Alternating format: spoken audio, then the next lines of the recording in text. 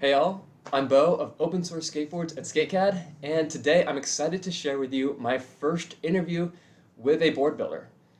I'm planning to do at least a few of these interviews with people in the world of art and craft to share their perspectives on being creatives on their journey. While this was my first interview and I definitely have a lot to learn as an interviewer, I'm still very excited to share it with you.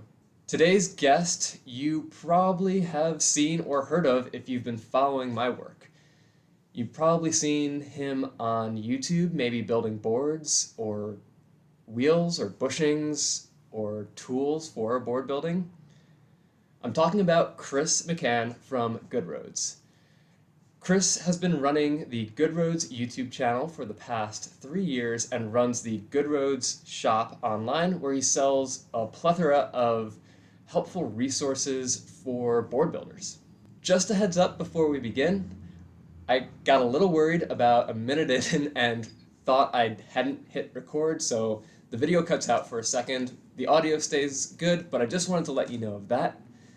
And with that, let's jump into my interview with Chris from Good Roads. My first question for you is just a general question. How'd you get into board building? Why did you start? When did you start? Just tell me about that. So, I my dad was a general contractor and my mom's an art teacher. So I grew up tinkering. I grew up making stuff. It was, I think I got my first set of tools when I was a little kid. And I always was modifying things. I was modifying, like I'd get instruments and I would modify them. My first legit skateboard setup I got, I modified. The second mountain board setup I got, I modified. So I was always playing with stuff beyond just like different setups, like board setups where I'm like, oh, different wheels and stuff. I'm talking about actually changing the deck or other parts of the build. So in college, I went to school for graphic design, but I mostly got a minor in sculpture. I didn't do the paperwork, but I lived out of the wood shop. And that was, I had gotten into longboarding at the time because I was in Philly. There's not a whole lot of place to mountain board. And all my friends were longboarding. And I'm in the wood shop and I'm like, I might as well try making some skateboards, right? And that was the days of Silverfish, which I think you know about and remember, right? Yep. Oh, yes. Yeah. So, I was on the board building forums there, and I entered some of the build off contests and everything, but I got into it basically because I had access to the shop and because at the time materials were pretty cheap and I was having longboards, at least at a like base cruiser level, don't have to be particularly demanding. Yeah. And it was more fun to make my own than to buy them. And I was a broke college kid. It was also cheaper to make my own than to buy them. So that's what I was doing at the time. And were you making them from maple veneer at that time? Or, sorry if I might have missed No, that. I didn't start doing veneers. So I started, the first few that I made were V-limb bamboo with like hardwood veneer cross grains. They had like walnut cross grains, just reinforcement at the trucks. Okay. Because the first one I made didn't have that and it split. And then I did some like quarter inch or eighth inch Baltic birch plywood decks. And then I started doing bi-layer bamboo with the hardwood cross veneers on the outside. So it was kind of a four ply model, bamboo running nose to tail, and then cross grain reinforcement with whatever funky veneers I was able to pick up at the time. I don't remember when I did my first like full veneer deck. That might not have been until Good Roads, until like I was back in Brooklyn, or I was down in Brooklyn and making them out of my basement. Yeah, that's fascinating. Like I didn't realize you started so much earlier without the veneers. I just assumed you were kind of doing veneers from the beginning there. Yeah, no, Good Roads is my second board sport company. The first one was called Low Tide Rides. Oh, okay, and cool. I made I don't know, like probably like 10 boards, and it was custom, each one custom shape, custom design, and sold them to friends and stuff.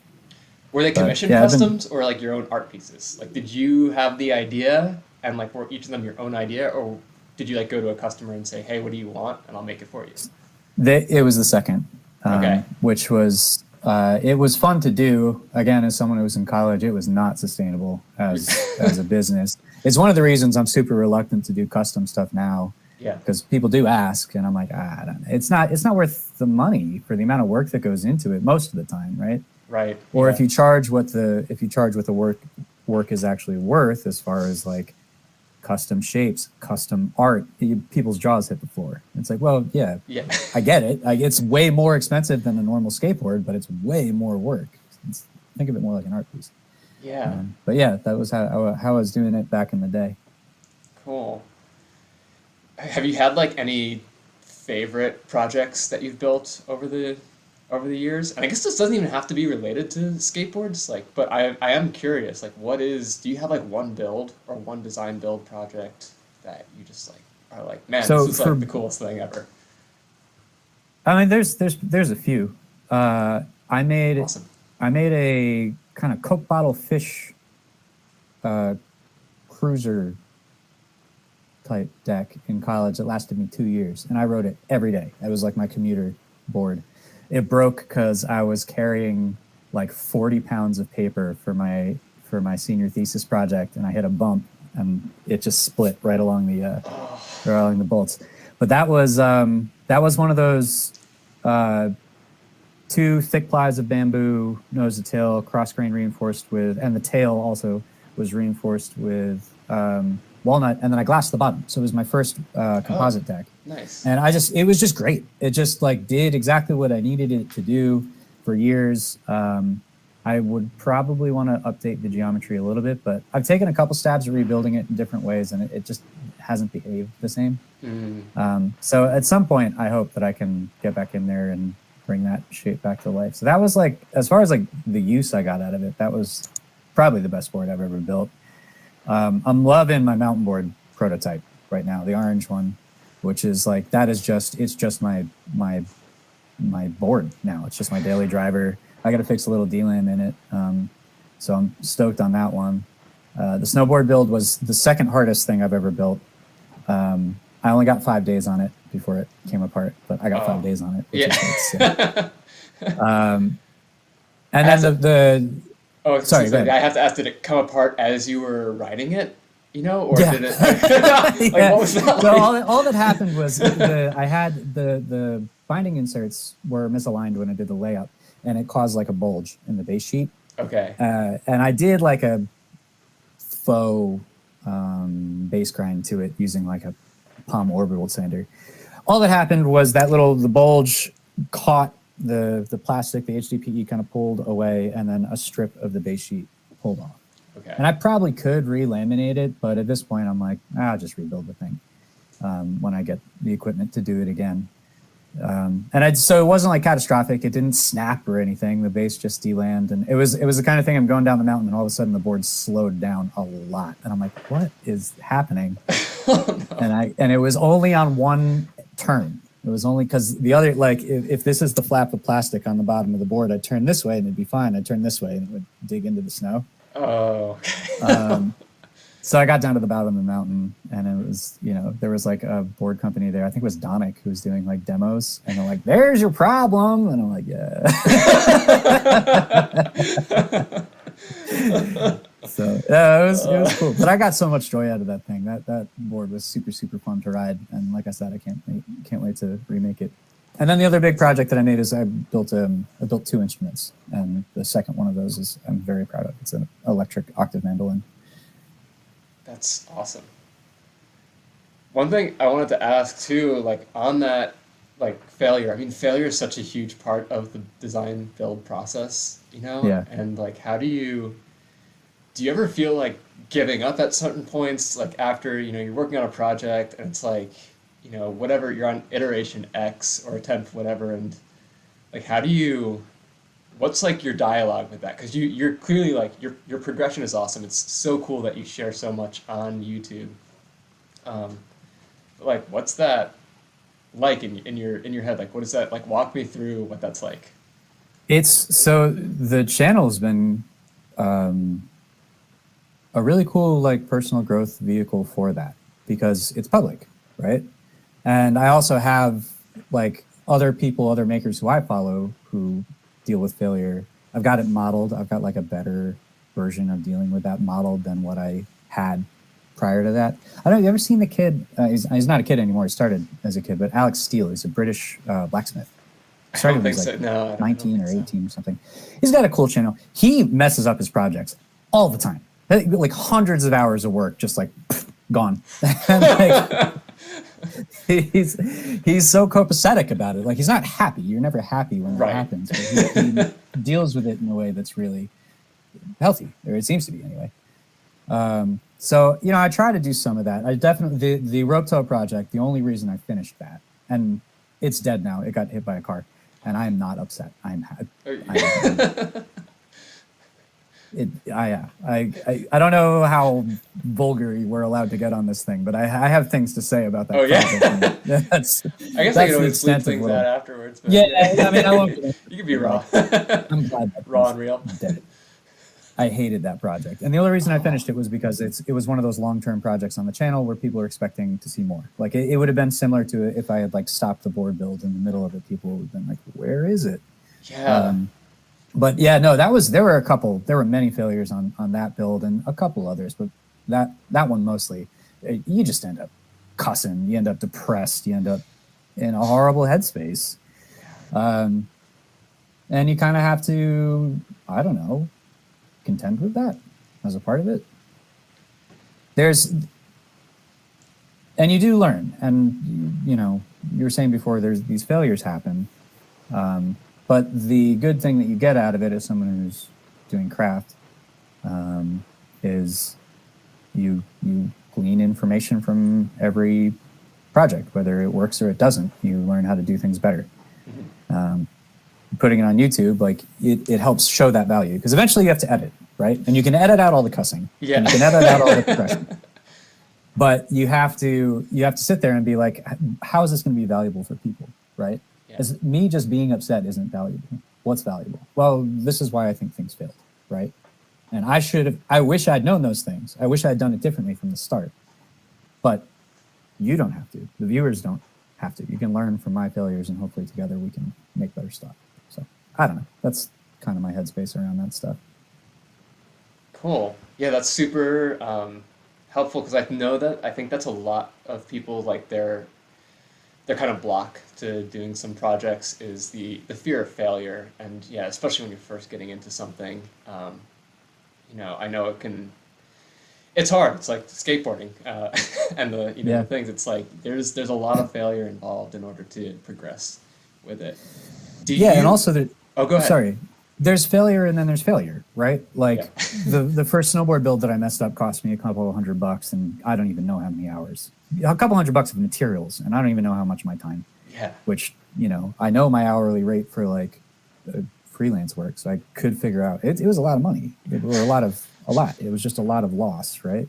But if people are interested in getting started making boards or making anything, really, like the failures they're not going to cost you much. Like you mess up a board, it's like, okay, how much is one stack of veneers and the glue?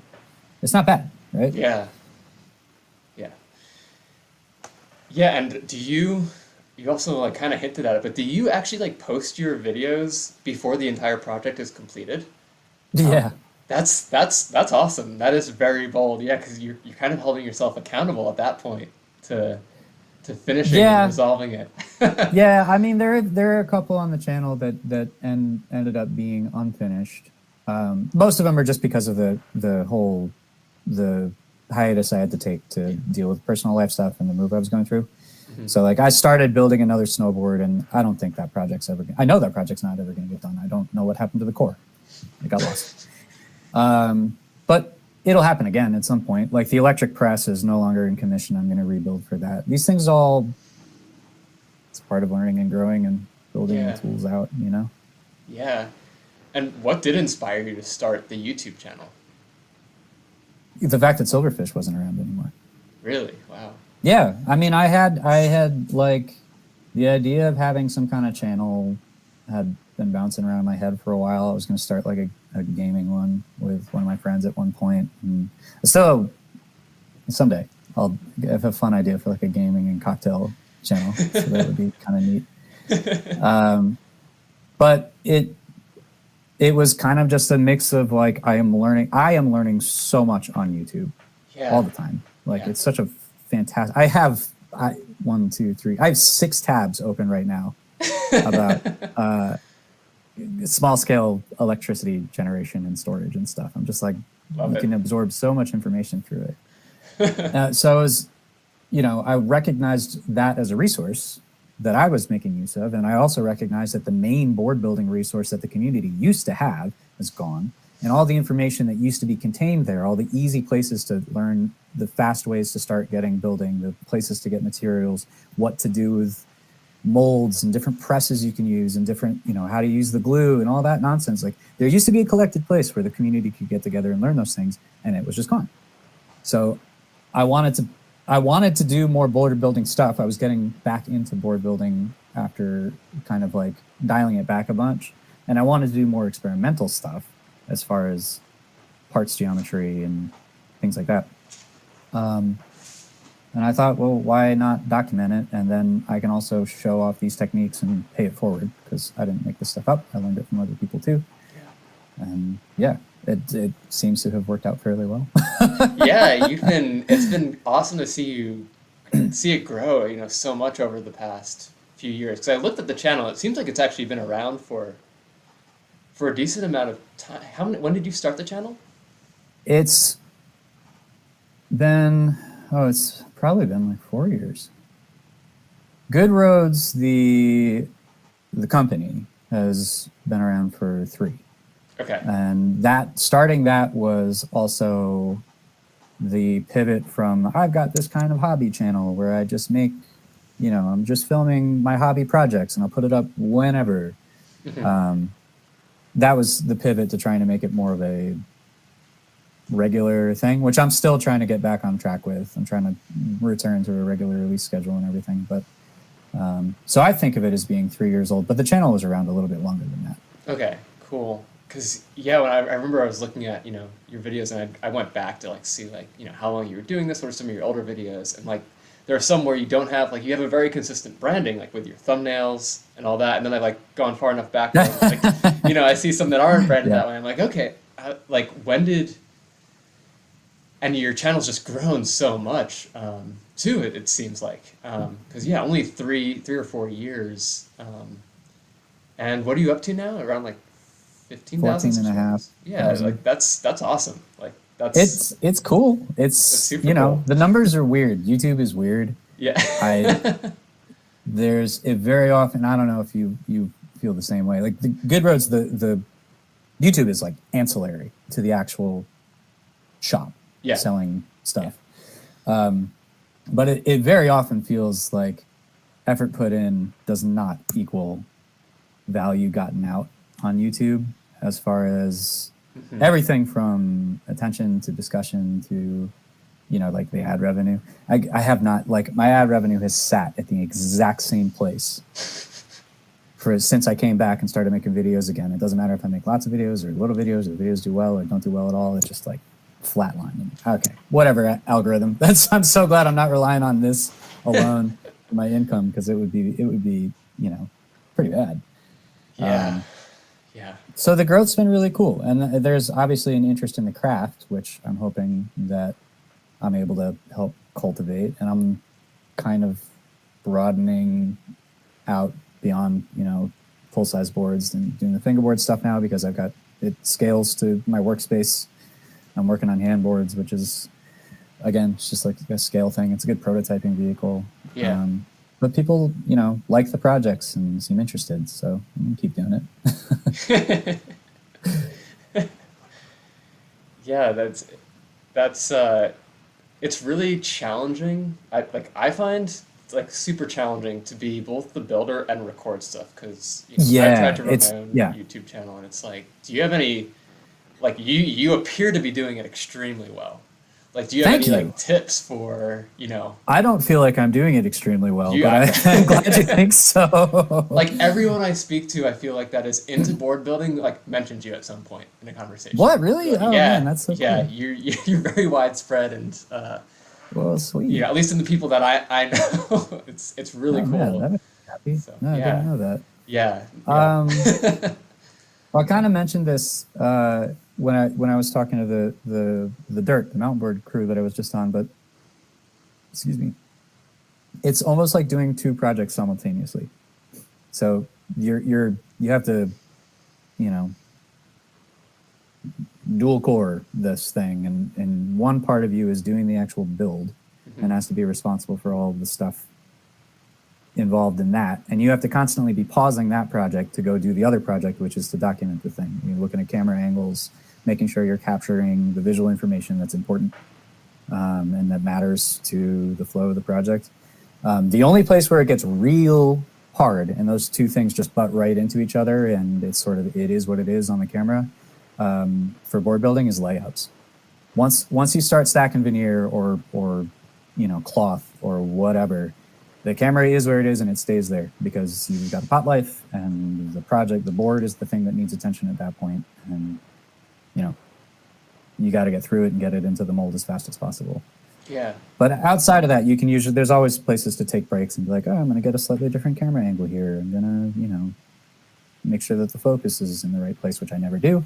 But, you know, it's theoretically what you should be doing. And did you have a background in video production, or did you just learn on YouTube, like Not self-taught? officially. Okay. I did like, you know, edits for me and my friends as kids for skating and mountboarding and snowboarding and stuff. So I had a camcorder that I'd mess around with. I took some like extracurricular video editing classes as a kid into like high school. So yeah, I guess I have some training on it there. I don't have like a cinematographic background. I don't have like a film school background or anything like that. I don't know, like, I wish I understood white balance. That's a problem. But you can all of these things are out there on YouTube. I watched a bunch of videos from DSLR Video Shooters, a really good channel, who deals with small scale video production, relatively inexpensive like rigs. I'm running off of two old Sony camera bodies from the Alpha line. I don't really need to. I don't know why I bought the second one, but Defra Darius was another really good like film channel that talks more about like framing and production. So I'm not having an easy time picking up the technical skills of like running a camera. I've probably got some composition stuff from my design background, and I've got some editing stuff from doing the board sport edits back in the day, which is you always edit to music, so it always ends up being very rhythmic. And then, yeah, I'm just trying to learn what I can on YouTube and slowly bring the production value up as I go. Awesome. Do you have any like favorite video? Like if someone's watching this and they haven't heard of you, so do you have like a video that you like want them to watch first? Oh man, I have different videos for different reasons. Probably, if you're interested in board building, I did an experiment. It's like my only clickbait thumbnail. The thumbnail says like, I didn't think this would work, but it's sincere. It's sincere. I actually didn't think it would work. I thought it was going to fail. But it's I made a foam, like a insulation foam mold, and lined it with like a foam rubber pad. Yep. And used it to press a veneer deck, which I'd never thought the foam molds would get, like the hand cut foam molds. The way that you do them with the CNC is a completely different story. But if you just are cutting slabs with like a hacksaw and gluing them to plywood backing, the spacing between the molds were never good enough to press veneer boards. But if you use that compressive foam sheet in the middle, it takes out all of the inaccuracies, and you can actually press a really good deck. That is now my go-to. All right, you want to start making skateboards? Baltic birch is not an option anymore. It's way too friggin' expensive. You want to like get some veneers and make a deck that you can go ride? That's the way to do it. So that, if you're interested in board building, that would be the one to watch. If you want to see, I don't know, me as a rider, my more artistic side, the T-Ride, the mountain board T-Ride video would probably be the one. Cool. Yeah, that's funny that you mentioned that video, because I was like, I referenced that video just recently. I was like checking it out because I had somebody asking about it, and I just pulled it up like literally right before this call. Oh, cool. The I didn't think this would work video, and yeah, it is super cool because it definitely looks like if somebody's like doesn't have access to a lot of tools or resources or anything, like I guess you need the veneer, but other than that, it's like that seems like such a cool, simple way to get started. Board came out so good, and it's the only thing you lose is accuracy. You don't get very precise control over like the radius of your pockets or like where the if you're doing slab concave, you don't get a whole lot of control over where the concave breaks. But like the deck came out great, the press came out great. Like it's solid. You can you press enough decks, you can feel if there's like a void or something. You can hear it. Mm-hmm. It came out fantastic. It's so I don't know, cheap and easy. If you're not trying to do volume, if you want to make one or a couple boards, it's a great way to start. So cool. So cool. Yeah, thanks for sharing that and publicizing that. And it is a super cool method that you've got there. Yeah. My pleasure. I'm going to ask another question now. I'm just referring to some notes. One thing I wanted to ask that is another more general big picture question is, what is Good Roads and like what's your mission with Good Roads? I know you're like it was the YouTube channel is how I discovered it first, and then you have an online shop with all these cool products and things like that, which if anyone hasn't been there, you should definitely go check it out. But yeah, what's your mission? What is Good Roads? I have no idea. I have no idea, man. I've got this existential problem on my hands. It's like I very frequently get myself into a place I'm like, what even is this business, dude? What am I doing? It's I think like the clearest answer for the time being is I have a business as it is and I have a business as I would like it to be, right? So right now Good Roads is a business that supports people making boards, hobbyists and small shops, right? That encompasses the YouTube channel as an educational resource. It's also kind of a marketing arm. I try not to do too much of that. I try not to be too much like you have to use my stuff. You don't. You can make boards however you want. I think my stuff works really well. I think it makes the process easier. I'm proud of the work that I put into it. If you want it, cool. Other people seem to like it too. But like I said, you can also use pieces of foam and a handsaw if you want. So for now, that's what I'm doing. I'm enjoying it. I like doing the in-house manufacturing and shipping products and stuff. It feels pretty cool. That's like fun to have the shop fleshed out and everything. I'm trying to grow my capabilities there to do more stuff. I like the manufacturing stuff. It's interesting to see the 3D printing, and eventually, I'd love to have CNC. And actually just got a laser cutter engraver, which is like, I haven't even tried it yet. I just set it up on my bench for the first time yesterday. Oh wow! That's exciting. So I don't even. I have no idea what it can do, but there's a ton of very, very interesting possibilities. That's super cool. And then in the future, this is I'm outing myself, but Good Roads is a mountain board company. That's what I want it to be. Like it'll be a general board sport company. I like making skate decks. There's insert the Marge Simpson meme. I feel this way about fingerboards too. It's like I don't fingerboard at all. I just think they're neat. Like I just think they're neat, right? Skateboards are cool. They're inherently cool. That's why I make them. I suck at skateboarding. You're a good skater. I am not. But like they're really fun to make. The process of making them is cool. Skateboards are great. I have some deck shapes that I want to put out there that I think people would enjoy. But it's a very served market, right? There's plenty of people out there making skateboards, and the better I do my job as far as being a company that supports people making boards, the more people there will be making boards, right?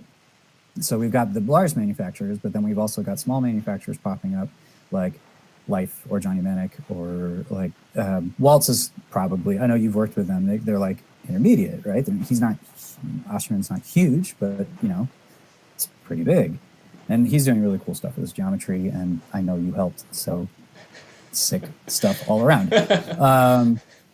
But mountain boarding is my favorite board sport. It's the one that I actually like do the most. And I used to compete when I was a kid, and I could go to the events, and I'm involved in the community there in a way that I'm not really involved in skate community board building side of things. Yes, but the actual riding, I kind of just keep to myself. And it's pretty underserved. Like, we don't have all the gear that I want in mountain boarding. I can't go out and buy a setup and be happy. I can't be happy with it. MBS makes good stuff, but you've only got one choice in the States, you know? You got maybe 4 states or 4 choices globally. So those are the places where there's a ton of room for innovation, and there's a whole bunch of things that I wish exist that don't yet, so I'm going to try to make them exist. I love it. Oh, that's exciting. I'm really curious to see, because I have never been mountain boarding, and I've wanted to for a long time, and I just never had like, growing up, you know, from the East Coast, and I just always thought, like, you know, up in the Berkshires, of like, oh, it'd be so cool to go mountain boarding. Like, do all these other board sports. Yeah. Mountain boarding looks so cool, and then I just never like got around to like getting one. I always looked at a few, and yeah, I saw it like MBS, and then it just kind of fell off my radar for a bit until I saw you like doing stuff again with it. The sport kind of died out for a while. Did it? Okay. Hard. The right at the same time, and they're probably related, but right when the market crashed in like 2008, the other American manufacturer, which was Ground Industries, they were trying to release this really advanced line, which cost them a ton in R&D, and it wasn't meeting QC. So they were getting all these orders in, and they'd get them back from the manufacturers, and they wouldn't be up to snuff. And it took them so long to get the line out, and they sank so much money into R&D, and the market crashed, and they disappeared. They went under. And the sport in general shrunk a lot. They're not cheap boards, especially not compared to a skateboard. Mm-hmm. The barrier to entry is a little bit higher there. We don't really have like good beginner setups. It's not the kind of thing where, you know, if little Jimmy wants to try mountain boarding, you can go to Walmart and pick one up and try it, right? But MBS also didn't have any competition for a long time, and they were running into their own financial issues, the same as everybody else was in the world at the time. So it really did hit a lull. We haven't had, this year, me and a couple other homies in the sport are organizing a kind of unofficial tour. But it's the first time we've had an American tour in a decade. Oh, cool. Yeah, so that's awesome. Yeah, I'm excited about it. It's gonna be really fun. We got 5 stops all over the country. But it fell off your radar. It fell off of everybody's radar because it wasn't there. So it's starting to come back, and it's getting healthier again, which is, you know, knock on wood. I hope it continues the trend. That's really cool. Have there been any major, like, I mean, you said basically died out, so I'm guessing there haven't been any major innovations from over the past 10 years. No, there haven't. So It died out. It died out in the States, and okay. by died out, I mean like went real small and real quiet. It didn't die completely, but like it didn't. There used to be, you know, a competitive tour scene. There were demo tour scenes that MBS would put on. There we'd have comps and everything. It didn't die out in Europe and in South America, in Brazil, I think especially. But the European scene is really strong. So they obviously have MBS. They also have Trampo, who's a manufacturer over there. There's still been a lot of innovation. Even during that lull, there was a lot of innovation. It was just slow. So it wasn't the kind of thing where you were necessarily getting a new range of boards every year. You get like the pro boards are better this year, or you got new trucks this year, or you got new bindings, something like that. But now that's picking up again. And there's also a couple big manufacturers, additional manufacturers who are stepping up. Like there's this company called Hero, but it's HAERO, who make these just awesome composite full sidewall wrap decks. It's like I'm gonna aim for the mid range, because why aim for the top range? Because between them and what MBS is doing, they're just, the big manufacturers are making fantastic stuff. Yeah. You know? So it's not, there hasn't been a lack of innovation. It's just there wasn't in the United States scene, there wasn't the 2 producer competition that was really making things happen quickly. Yeah. And where do you go when you use it? Like, do you go to like a ski resort in the summertime, or do you just get on your own trails and like Yes, walk up and all of those things. all those things? Yeah. Okay. Like, are there mountain board parks anywhere in the U.S.? There is one, as far as I know, and I'm so excited about this. Let me answer your question first, though. So, Sure. like, I would like to do a video series on like places you can mountain board, because one of the things that I think keeps the sport small is people think that you have to like use it on a ski mountain or you need a big hill. You don't. You can. There were plenty of places in New York City to mountain board if you felt like putting the thing on the subway. The parks are good, and people do. I'm not super into it, but there are people who do street mountain boarding, same way that you do street skating, hitting ledges and rails and stuff like that. And just like everything else for the sport, because you can go off road, it opens up a lot of lines that wouldn't be available otherwise. It's really cool stuff. You can go to some mountains if they'll let you. They will usually kind of, especially the more corporate mountains, they'll give you the stink eye a little bit, especially because we don't like using brakes. They don't like that. But, you know, it is what it is. And then, yeah, hills. Park hills. My property's got, I'm going to do a bunch of trail cutting this year. I did some of that on the channel at my old house. Yeah. Like just digging trails in the woods. That's super fun to do. And then you've got a place to ride right outside your door. But yeah, it'd be cool to do a series on like high tension power line maintenance roads are usually public and they're usually maintained. So it's like pre-built dirt trails, as long as, you know, you don't get arrested by the power companies, right? But they're everywhere. That's the kind of thing where like people are like, I don't have anywhere to mountain board near me. I'm like, I guarantee that if you're not in an actual concrete jungle, you have those trails around. There's power lines with access trails below them. So the cool thing about it, I mean, that's the premise of the sport is you can ride anywhere. You can ride anywhere. Yeah. As long as your wheels can get over the terrain, you can ride literally anywhere. It's awesome. Cool. I have so many more questions about mountain boarding that I want to ask you, but I don't want to get like too off topic. I mean, I'm happy to talk with you at any point about it, but also we got to get you on a board, man. If you want to, you're in Cali, right? Yeah. There's one of the events is in Montana. I think that's the furthest one west. Okay. There's Montana, Arizona, and Colorado, okay. Which are the ones that are further out west. And then we're doing one here and doing one in Pennsylvania. But yeah, man, we got to get you on one. I think you'd dig it. Yeah, it seems so fun. It is. It is fun. You don't use brakes? Like you just slide to stop? Or? Power slide. Yeah. Okay. Yeah. Wow, awesome. Well, I'm super excited to see where, you know, Good Roads goes with mountain boarding and, you know, what kind of things you do in that space. Yeah, me too, man. And it's like I said, like I'm gonna make probably cruisers and longboards. The street deck, that market is covered, man. I don't think I have anything meaningful to contribute there. But you know, I like making boards. I'm gonna make lots of boards. I'm never gonna get to the place. I don't think I'll ever get to the place where I'm doing like volume snowboards because they're insane. But yeah. I could see maybe doing like a limited run every year or something like that. But mountain boards is, I think, that's the place where like my interest and the need for variety kind of intersect the best.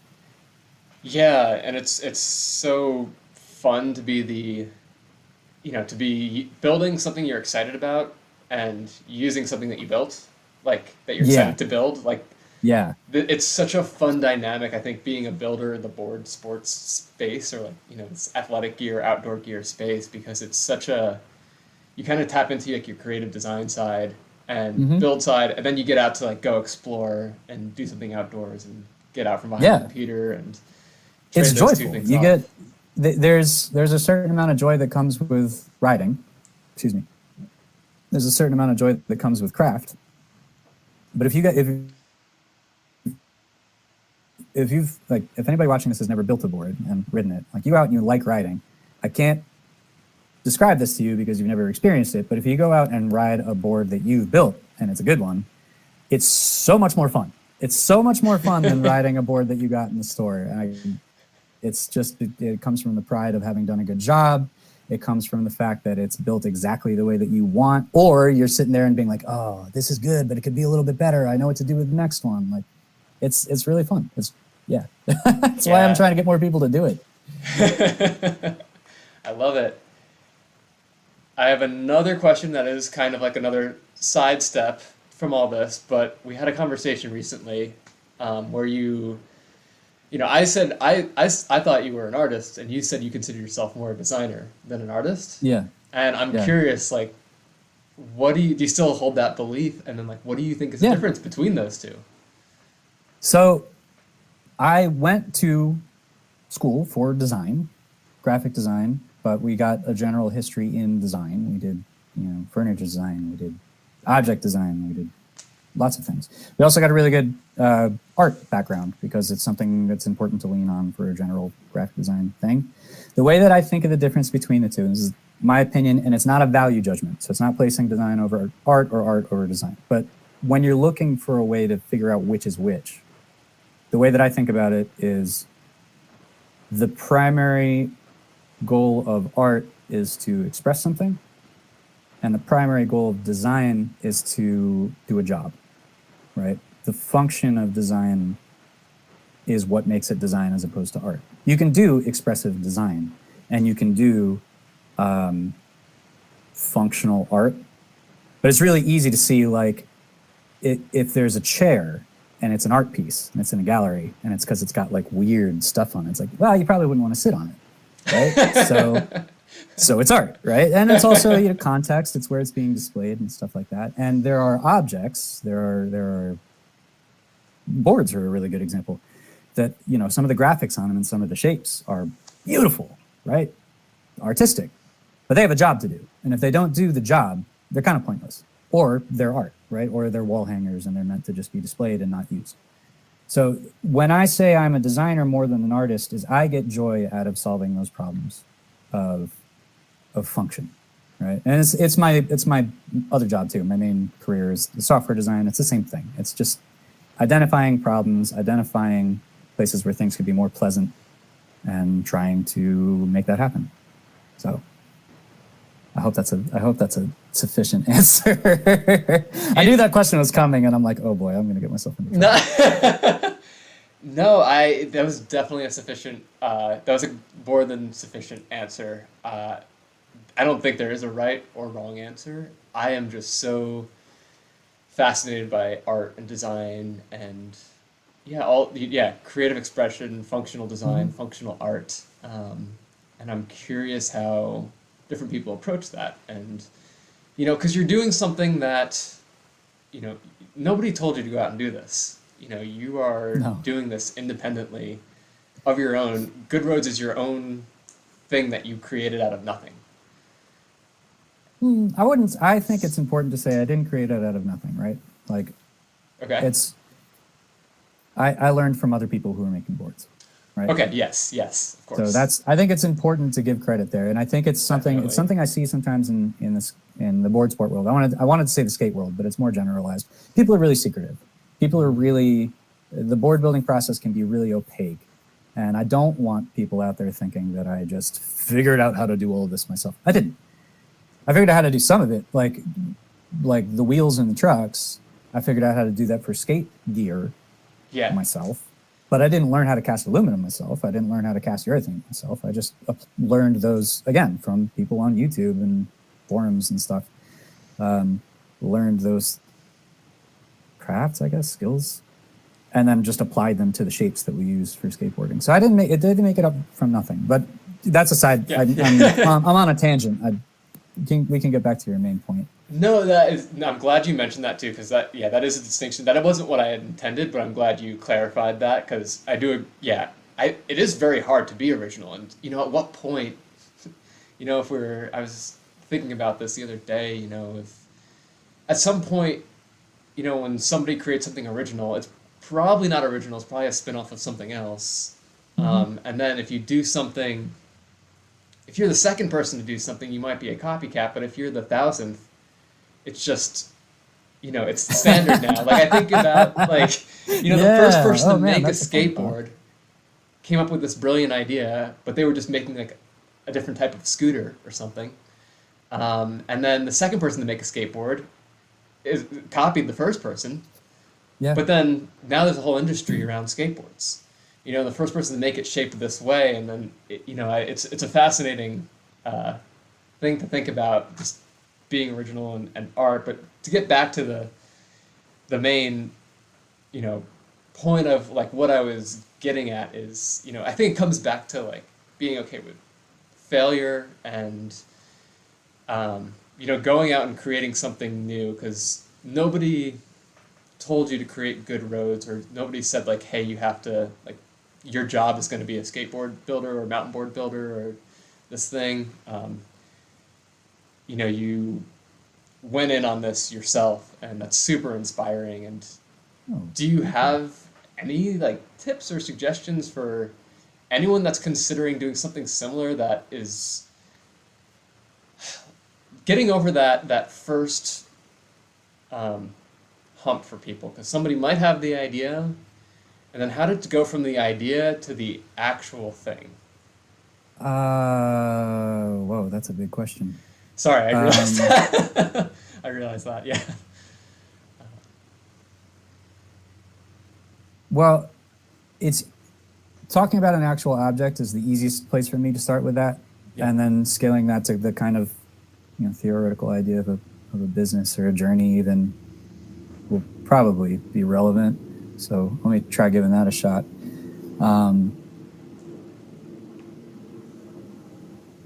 Prototyping is required, so the failure is required, right?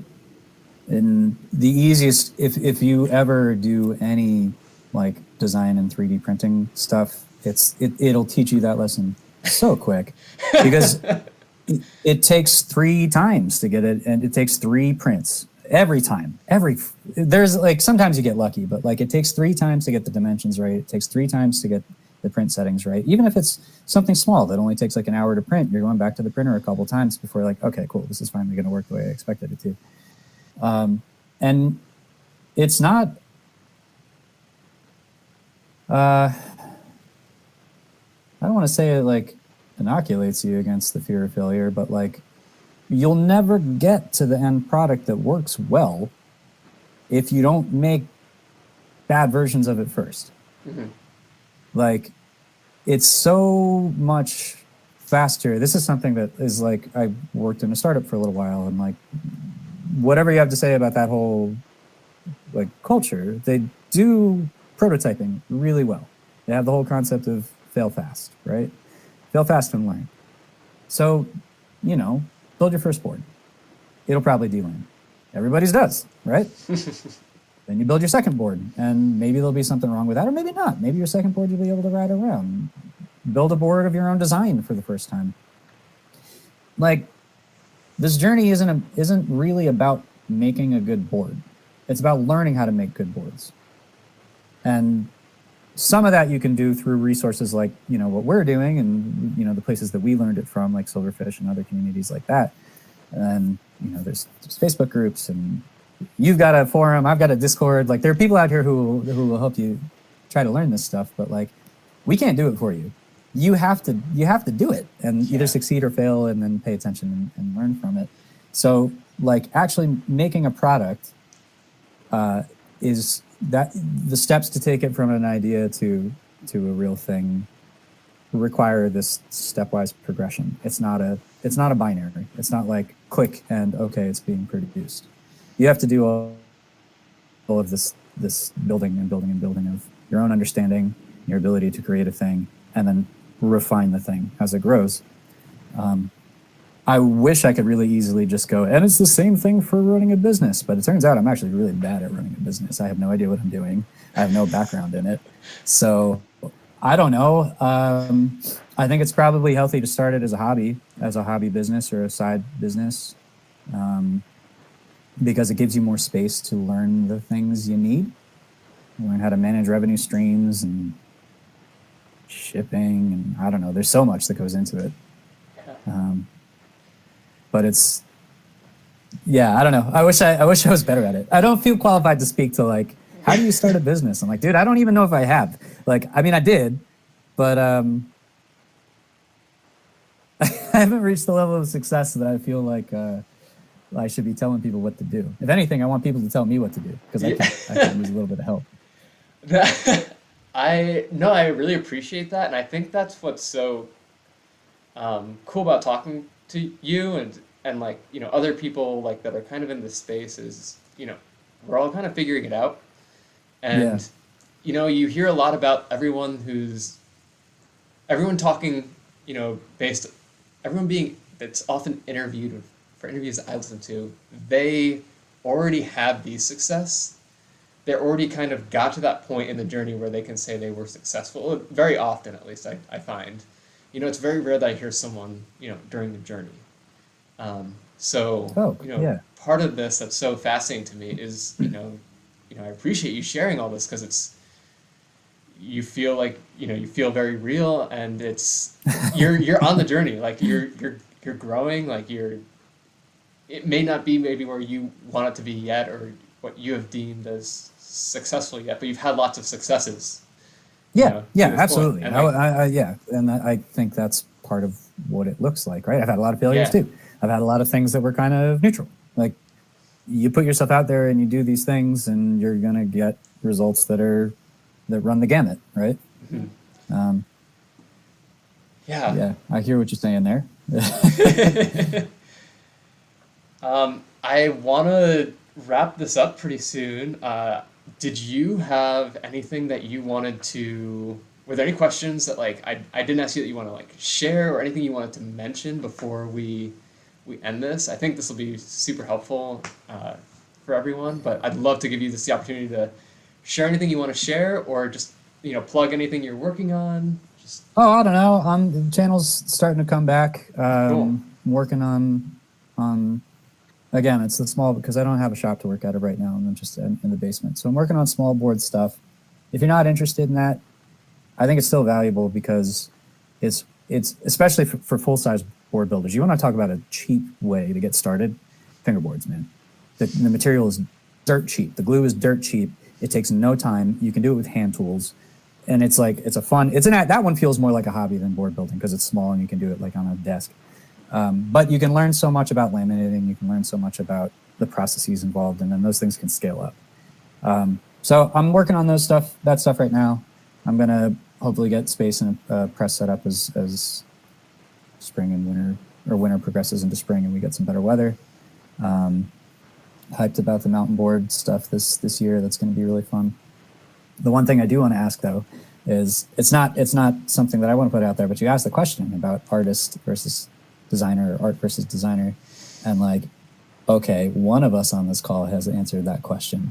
So I want to hear your side of it, because you're a designer, you're an artist, you're a technician, you're making software, and like I love that this concept is fascinating to you, and I want to hear where you stand on it. Man, I did not think about my own answer to this question. Putting you on the spot. Yeah, this is perfect.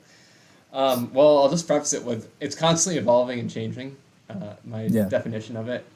I did not consider myself an artist really at all until, well, my background's in engineering, but I was sort of like offered an artist in residency a couple years ago, about a year ago or so. Oh, that's right. You were telling me about that. And at that point, that was like the first time where I thought, like, am I an artist? Because I've done art projects. Back in 2018, we did a little project that was an art project that we put in. It was in 2 art shows. And I've always been fascinated by art and just creating something that is unique. So if I go back to the question here of, what's the difference between a designer versus an artist? I would just say that a designer is a type of artist. I think that maybe art just encompasses the overall field of creative expression. Sure. And that design is one way to be expressive, which to me design is the idea of planning before doing. And it's kind of like a way of being a little bit more intentional. Like, what is design is the idea of, all right, I'm going to design something and then I'm going to like, do it. So to me, that's what it's always meant. That's what that word has meant in my head. I'm not saying that that's correct or right. But that's the distinction that you make. That's the distinction that I would make, is I would say that design is a subset of art. And if I thought about this more, I might have a better answer that maybe more accurately reflects my opinion, but I think that's a decent enough representation of how I think about it right now. Cool. No, that I just wanted to hear your thoughts on it because I wanted to. I don't know. Conversation, right? Yeah. No, I think that's all valid. And it's not even that different of a take from where I stand on it. You're just focusing on like different parts of the process. It's cool. Yeah, I don't know, man. I never know what to do at the end of interviews. It's like shout stuff out. I'm like, hey, I make stuff. Yeah. There's probably going to be links somewhere. You should check them out. Yeah, I'll ask you for all the links that you want to include, all that good stuff in a follow-up email. Yeah. But yeah, no, thank you so much for making the time for this. Yeah, of course. I really, really appreciate it. I really hope this will help a lot of people and send more people your way, because I think you're doing awesome work. And it's super inspiring, and I see the impact you have from people that you don't even know about. So it's really that's cool. That's a very joyful thing in my day. I wasn't expecting to hear that. That makes me happy. Cool. Yeah. Well, anyways, Chris, thanks again, and we'll be in touch. Yeah, man. Good talking to you. And, thanks for having me on. I appreciate it. Yeah. All right.